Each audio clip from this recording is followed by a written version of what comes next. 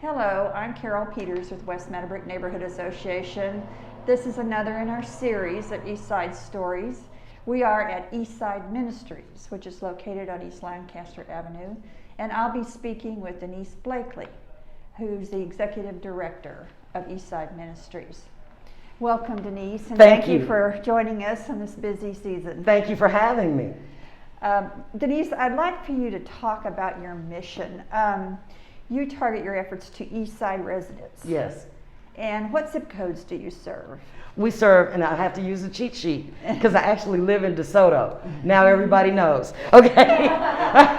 76103, 76112, 76120, 76119, and 76105. So it's very targeted Very. to the east side of Fort Worth. And you do also help the homeless. Yes, we do. Okay. When was Eastside Ministries founded and by whom? I'd just like to get a little history. Sure. 35 years ago, there was a conglomerate of churches, 7 churches to be exact, that felt like even though they were reaching out as churches, they wanted to do more. So they got together, created a board, and formed Eastside Ministries on the premise of helping their own congregation members that were going through hard times. That evolved into helping the entirety of East Fort Worth. And the churches that started off, the ones that founded it, they're still members of the board today. It's an ecumenical board. That means that it's all denominations. The Presbyterian Church, the Episcopal Church, the Unitarian Church, the Methodist Church, the Baptist Church. And it works so wonderfully. I'm going to take my mask off so we can see each other. Sure. We're socially distanced. Sure. So that's wonderful. I mean, a very combined effort for churches to try to help. Right. others. One of the leading churches in the effort was St. Rita's Catholic Church. Which is located on the East on Lancaster. East Lancaster. They initiated quite a few of the programs that we have now. They're a hands-on kind of church. And because they serve a mostly minority community, they pretty much had their finger on the pulse of what was going on 35 years ago. So we sort of owe a lot of our existence and a lot of who we are to St. Rita's Catholic Church. Okay, if you want to remove your mask, that's Oh, fine. thank you. I mean, I think we're far enough apart, and I want to make sure I get all your sound Cool. correctly. And how many people do you serve annually, and what is your budget? Sure. Let me talk about pre-COVID first. Okay, yes. Okay. We need to definitely Yeah, I have to make a distinction. Now, differentiate. pre-COVID, we were serving about 4,000 a year. Our budget was about 150,000 a year pre-COVID.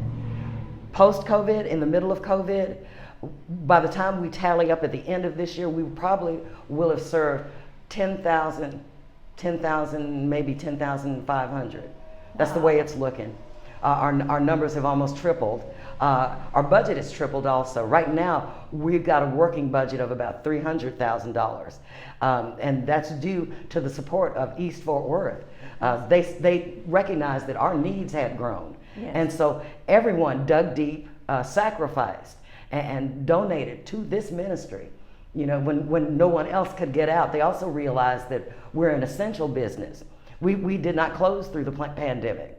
So East Fort Worth, which I love dearly, recognized that and blessed us as essential workers to help. You've doubled your service. Yes, we have. And your budget. That's fantastic. Where are you located? I said we're on East Lancaster. Right, it's 59. And your hours, and we've talked about how COVID has affected your business. Yes. But how have you adjusted? One of the main adjustments is that as we used to be staff. This is what I say at the staff meetings. We used to be staff, but COVID has made us family, because now we're looking out for each other's health and our family's health. That's the one big change. You can't have that kind of concern for people and not have them in your heart.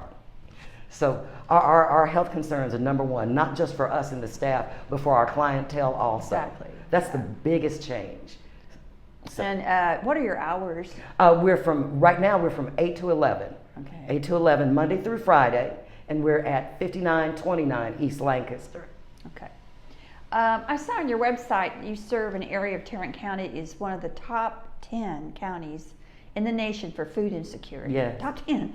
And the number of food insecure households in our service area outpaces the extraordinarily high county average. So we have a deep need here for food. It is. Just staples. Yeah. So what types of food distribution do you do, and how do residents qualify for it? Well, let me start with how we get our food, because Okay. that's sort of the main thing. We get our food from Tarrant Area Food Bank, Kroger, Aldi, Super Walmart, and Sam's Club. I know I'm probably leaving something out. Because we get our food from a variety of sources, we not only can provide the staples, but we can also provide things like cakes, candies for kids. We're blessed with being able to offer a wide assortment of food.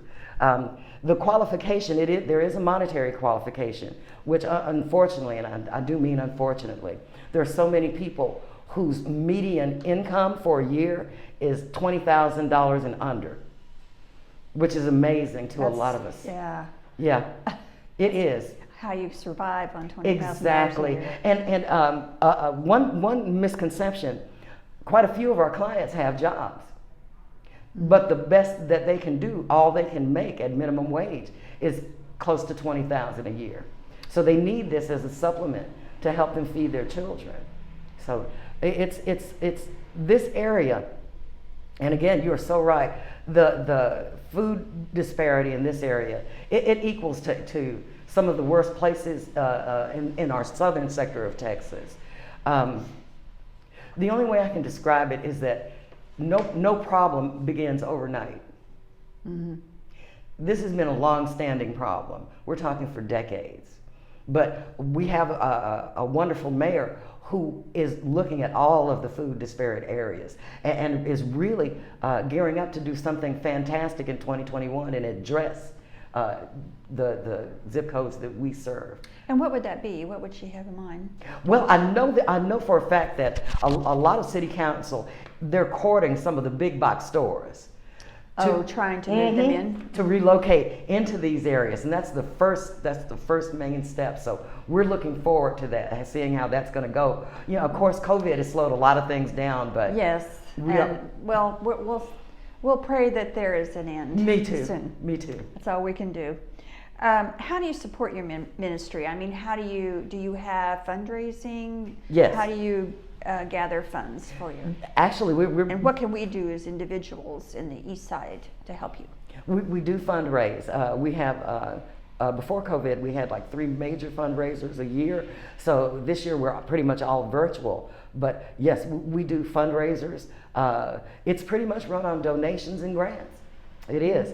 But the majority of the money that we receive is from strictly donations from East Fort Worth and beyond. People run Just this. individual That's right. donations? Individuals run this. And it's amazing because the flip side of that is because since we have so many donors, you know, between the churches and the individuals in East Fort Worth, it's basically like they're part of our board. We are very receptive to the needs of East Fort Worth, and our donors we're so accessible. They know that they can just walk in and talk about what they see in their neighborhood and what Eastside's part might be in alleviating some of the problems.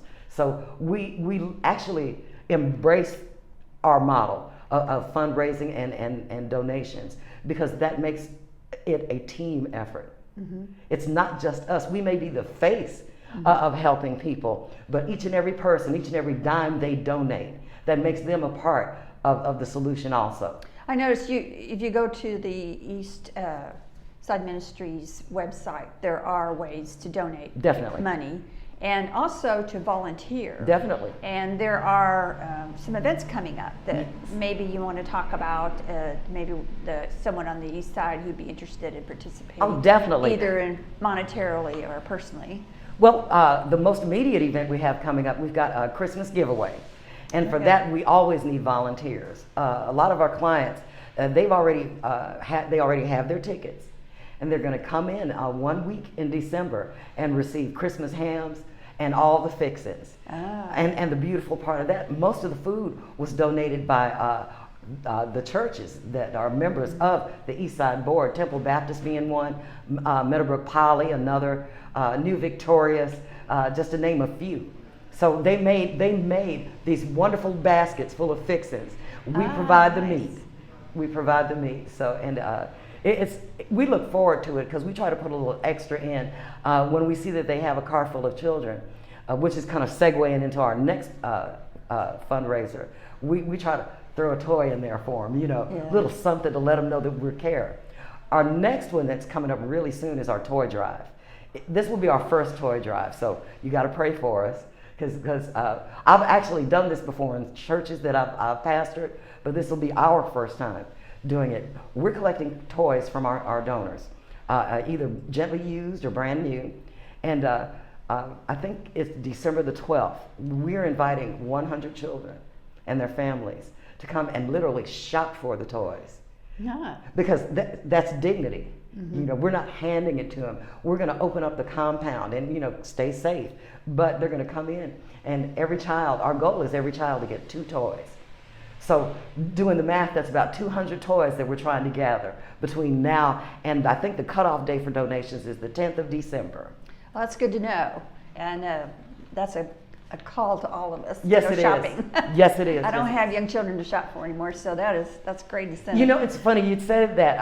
I've been getting emails from a lot of us. I call us just worldly women because I don't use the word older. So a lot of us worldly women are saying that, wow, since I can't see my grandkids, they're using this as an avenue to bless other children. That's right. It's fantastic. Wonderful. Good. That's good information. Thank you. I failed to ask you. You also offer clothing Yes. to residents.